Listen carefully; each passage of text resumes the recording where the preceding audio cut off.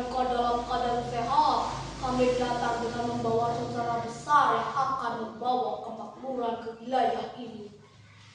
Selamat pagi Tuan Dufres, kami di Tanah Banyumas selalu menyambut tamu dengan niat baik.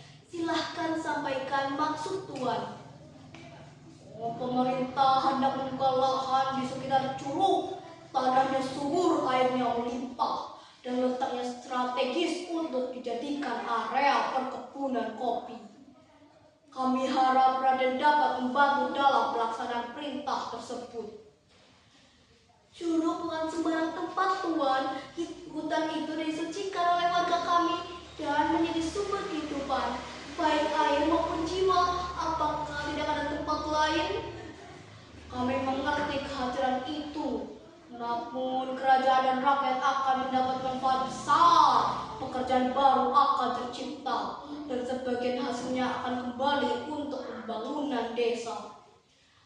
Jika rakyat dilibatkan dan tidak sekedar menjadi kuli dan tempat suci itu dijaga, mungkin ada jalan tengah.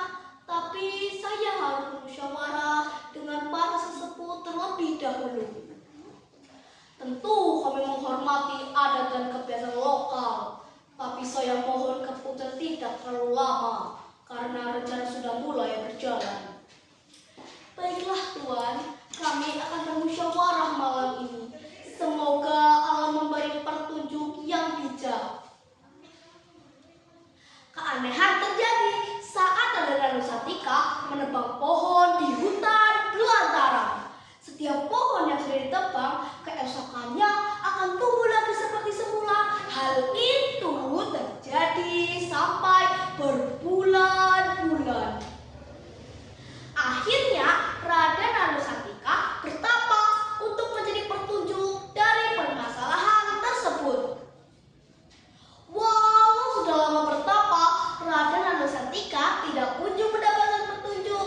Lalu ia menyudahi bertapanya sambil memikirkan jalan keluar dari permasalahan tersebut. Raden Satika memancing di dekat air terjun. Curug, tempat air bicara, lebih jujur daripada manusia. Ketika pagi hamba duduk di sini, melebar umpan. Bukan hanya untuk ikan, tapi untuk tenang. Apa itu?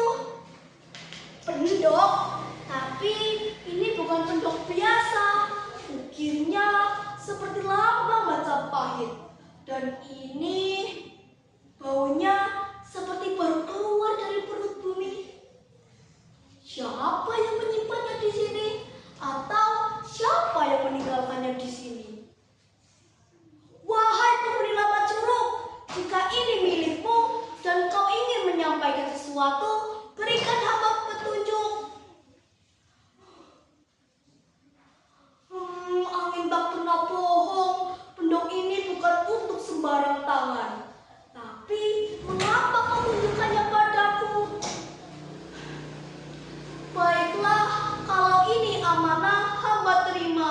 Tapi hamba juga tahu sejak saat ini hidup hamba takkan sama lagi. Semoga hati hamba kuat sekuat batu di balik air itu. Setelah itu, Raden Satika bisa melihat makhluk halus yang menghuni hutan belantara. Makhluk halus itulah yang menggagalkan penebangan pohon di hutan belantara. Raden Satika berbicara kepada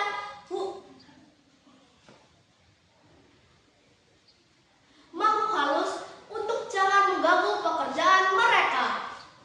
Dan perkebunan pun